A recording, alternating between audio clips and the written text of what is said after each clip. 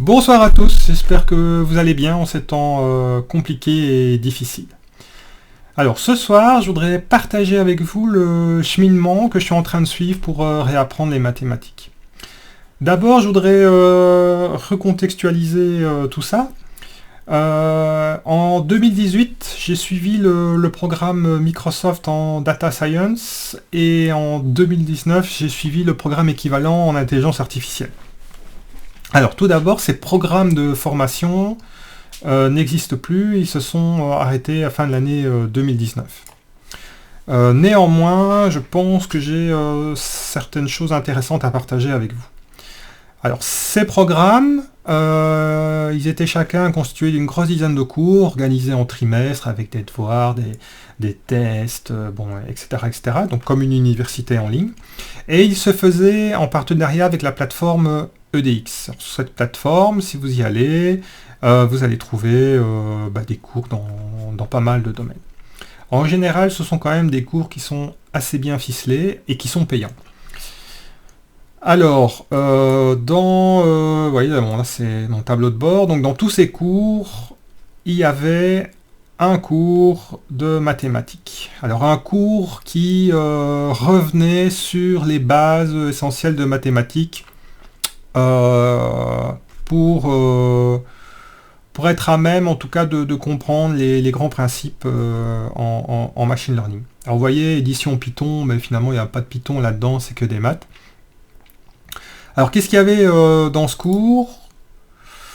Un peu de tout, algèbre fondamentale, équations, fonctions, un peu de calcul différentiel, les dérivés, vecteurs, matrices, un peu de statistiques.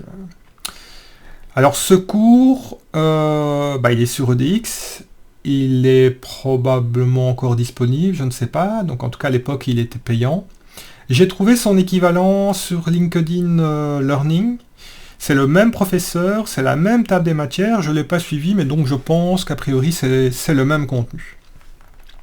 Alors ce cours, il est intéressant un petit peu pour faire un état des lieux de vos connaissances, c'est-à-dire voir si vous vous sentez à l'aise avec tel et tel et tel domaine des mathématiques. Mais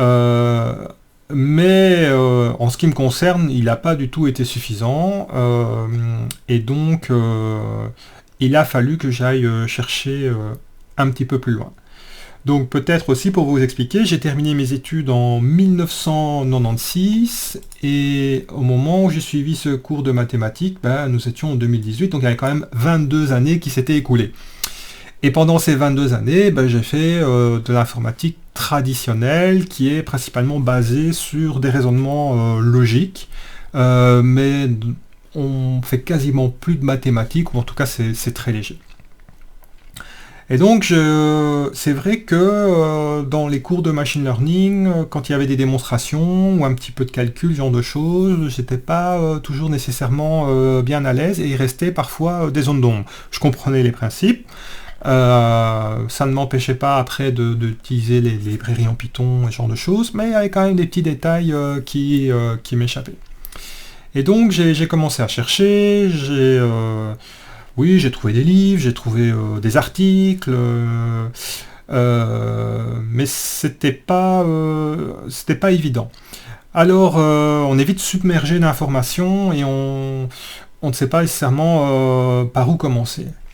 Et puis finalement, quand j'ai comparé un peu ce qu'il y avait là, mais vu de très haut, j'ai vu que ça ressemblait pas mal avec le contenu du bac mathématique français, donc de scientifique. Voilà, j'arrive à le dire. Et en cherchant un petit peu, je suis tombé sur un site qui s'appelle lycéedadulte.fr où finalement j'ai trouvé tous les programmes de mathématiques. Vous voyez, vous pouvez commencer. Ça va bientôt reprendre. En ce qui me concerne, j'ai commencé à partir de l'année de première et pour l'instant, je suis occupé sur le programme de l'année de terminale, toujours en spécialité mathématique. Et là, en fait, je suis tombé sur un professeur qui s'appelle Paul Milan et qui a écrit des livres très intéressants, mais qui sont en fait, grosso modo, ce qui se trouve ici sur le site. L'avantage, c'est que vous avez le livre, bien sûr. En plus, vous contribuez un peu à rémunérer le travail de ce monsieur, parce que c'est bien utile.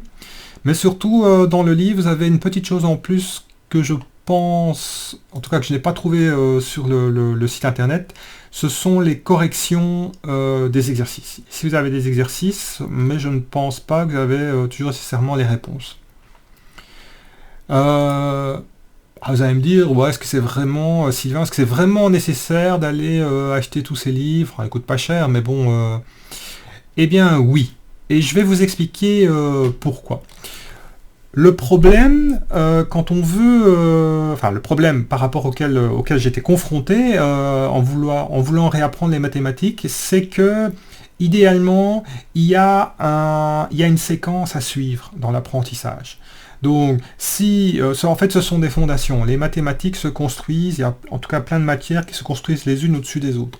Si à un moment donné, il vous manque une brique, bam, vous êtes coincé, ou en tout cas, vous allez y arriver, mais ça ne sera pas fluide, ou il y aura des petites zones d'ombre. Et ici, finalement, avec ce programme qui est quand même très connu, eh bien, il y a une structure. Et il y a un ordre logique dans l'apprentissage des matières. Et en avançant dans le premier livre, déjà simplement, je me suis rendu compte plusieurs fois que dans un chapitre, on réutilisait des notions apprises dans les chapitres antérieurs. Et donc il y a vraiment ce travail de fondation qu'on construit, qu'on renforce, et on construit et on va de plus en plus haut. Et ça m'a vraiment énormément aidé à ne pas me disperser, à avoir un chemin tout tracé devant moi, et pouvoir avancer. Alors voilà, vous avez un bouquin pour la matière de l'année de première, mathématiques première, scientifique. Alors pour l'année de terminale, là il y a un petit peu plus, en fait il y a 5 volumes, mais ils ne sont pas tous très gros, hein. Donc là vous les voyez. Et c'est le même principe, donc c'est vraiment bien structuré. En plus, je ne vous l'ai pas dit, mais si vous allez sur le site, par matière, vous verrez souvent, il y a des schémas. Et les schémas, c'est quoi? Voilà. Ce sont des fiches résumées. Et ce que j'ai fait, c'est qu'au fur et à mesure que j'avance dans les matières, j'imprime ces fiches et je les mets dans une farte plastifiée, hein, avec des chemises plastifiées. Et donc j'ai ma boîte à outils mathématiques qui se construit. Finalement, toutes ces démonstrations qui sont derrière, je peux éventuellement retourner dans le cours, mais surtout, l'essentiel de ce qu'il y a à connaître pour pouvoir pratiquer les mathématiques, il se trouve dans ces fiches. Et donc ça m'aide énormément.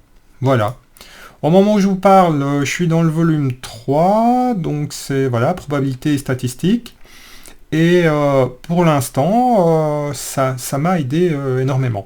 Alors, bien sûr, en fonction de votre profil, des études que vous avez fait, de ce que vous remémorez encore de vos études, en tout cas de vos apprentissages en mathématiques, ce chemin n'est peut-être pas le plus approprié. Donc mon but ici, c'était juste de partager avec vous le chemin que j'ai suivi, et peut-être que ça pourra vous aider ou vous donner des idées.